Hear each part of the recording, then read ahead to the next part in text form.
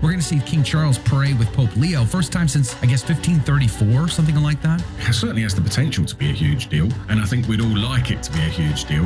What worries me is the undertones of environmentalism that we see behind all of this. Instead of it being this great move towards unity, it's actually just a dumbing down of everything. And his son, who is due to inherit the throne, has already said that he doesn't really have any, he hasn't got any Christian faith whatsoever. Is it bad for Pope Leo to acknowledge King Charles as the head of the church in England? Well, it's certainly at odds with Dominus Jesus. This optics of the two of them as like they were equals or something, I feel like that's counterproductive, to say it mildly. Seem much more aligned. I mean, there's the recent comments that Leo made about usury, and this is another thing of Prince Charles's hobby horses. By the way, my name is Joe McLean. I host a radio program called A Catholic Take, where we look at the world through a Catholic lens.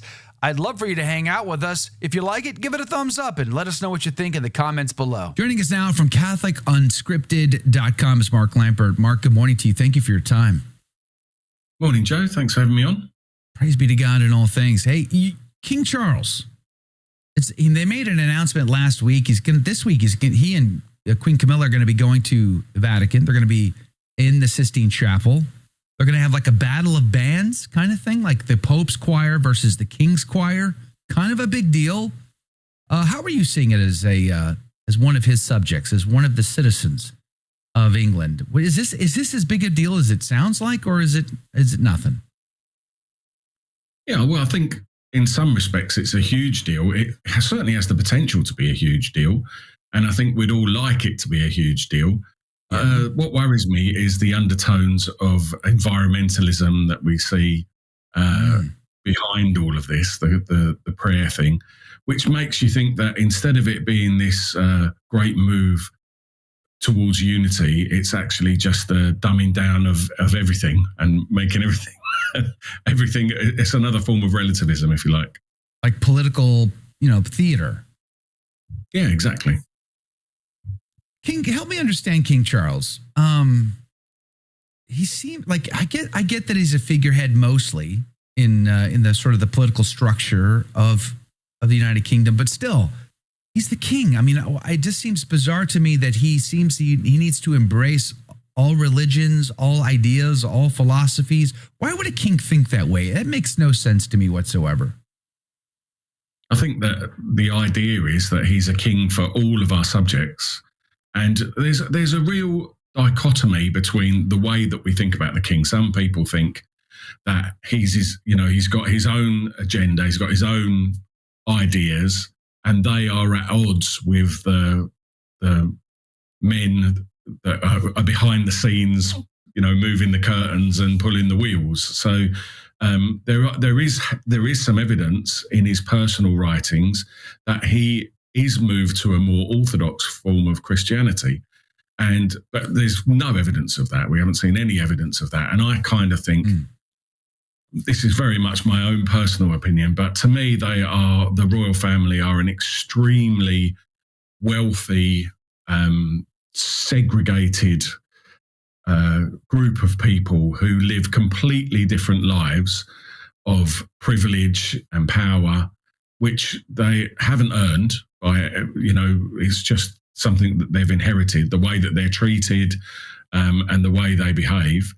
And I think where the late Queen Elizabeth II had this constant ethic of service, which was really something to be admired, much of her family are lacking in that, and they've got this sense of their own self-importance, which, I mean, who can blame them? They've been brought up that way from birth to think like that. But certainly Prince Charles seems to think that he's an expert on all manner of different things. That's how it comes across to me anyway. And he doesn't strike me as the man who would be humble enough to admit that the Church of England shouldn't have split away from the Catholic Church. Right. That's what I'd love to see happen, but I don't really see that this is anything about any of those things. And what we actually see being enacted within the Church of England is it's moving further away from the Catholic Church. So given none of those things, I don't suppose will be addressed by Pope Leo, or certainly not the king, because he doesn't really have very much to do with it. And his son, who is due to inherit the throne, has already said that he doesn't really have any, he hasn't got any Christian faith whatsoever. So what? So that makes all this a bit meaningless, like you say, theatre, doesn't it? So I guess one of the downsides or potential risks or consequences to this might be that is it bad for Pope Leo to acknowledge King Charles as the head of the church in England? Well, it's certainly at odds with Dominus Jesus, isn't it? You know, like right, with the CDF teaching. Like, you know, to give like the respect and the dignity, the awareness, this optics of the two of them as like they were equals or something there at the Sistine Chapel. I feel like that's counterproductive, to say it mildly. I totally agree. You know, it really does worry me very much. Like that, what exactly are they trying to demonstrate here? There is a false equivalency about it that risks confusing the faithful as much as anything else. Right. Unless Pope Leo plans to speak clearly about it, but I can't really see that he does. They seem much more aligned. I mean, there's the recent comments that Leo made about usury. And this is another thing of Prince Charles's hobby horses. So these, you know, and these are good things, but they're all very much about making the world as that we live in now a better place, making the world that we live in now heaven, instead of concentrating on our eternal reward and our eternal destiny, which is really the job of the Pope, isn't it? I mean, I guess I didn't hate what the Pope said about usury, because I think it's important that to recognize that usury is a plague upon mankind.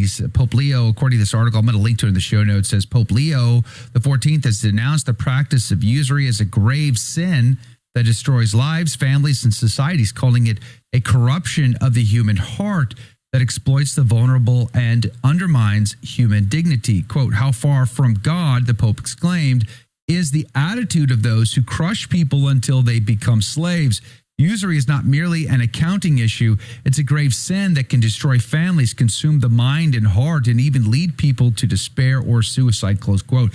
Man, I got to tell you, I don't know how it is in England, but in America, when I showed up to college, you know, you have to go, you sign up for your class. You got to go to the bookstore to pay a small fortune to buy books for your classes. And then you're there to buy your books, and they hand you a credit card application on like day one.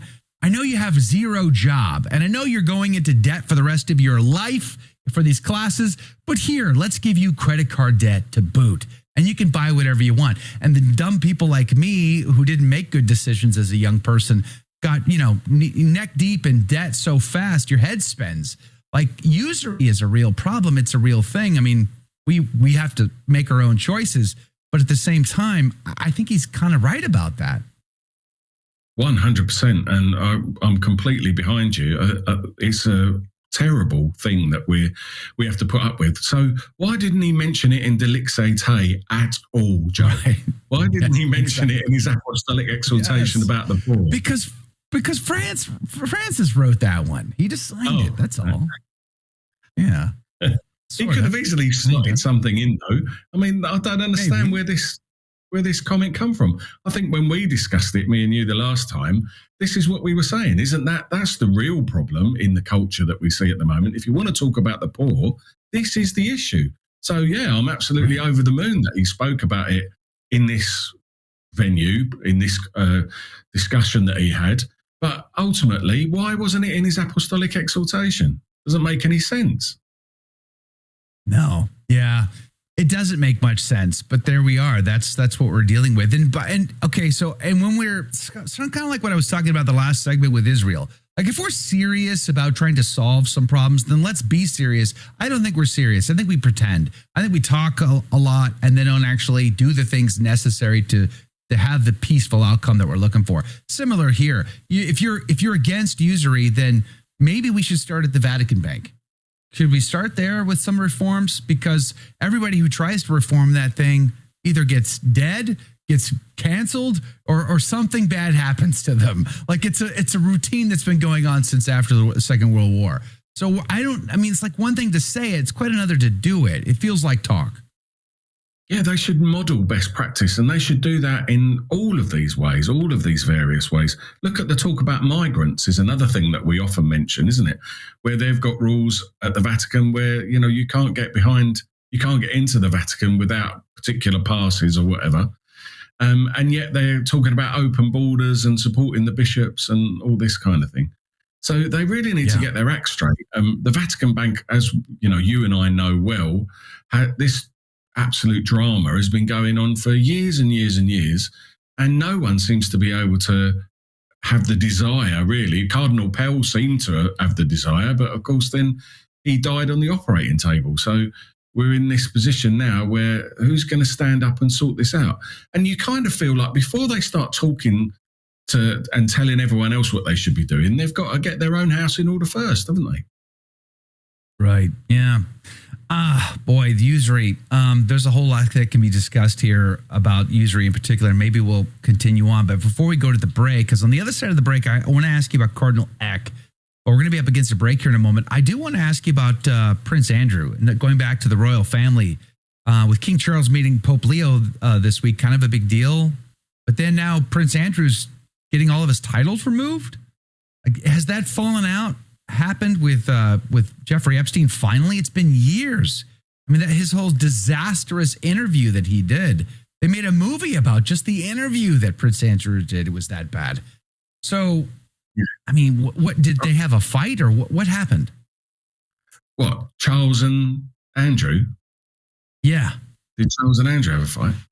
Well, I should imagine that it's a bone of contention, and certainly some of the images that we've seen, Prince William seems extremely uncomfortable being in the same space as Andrew.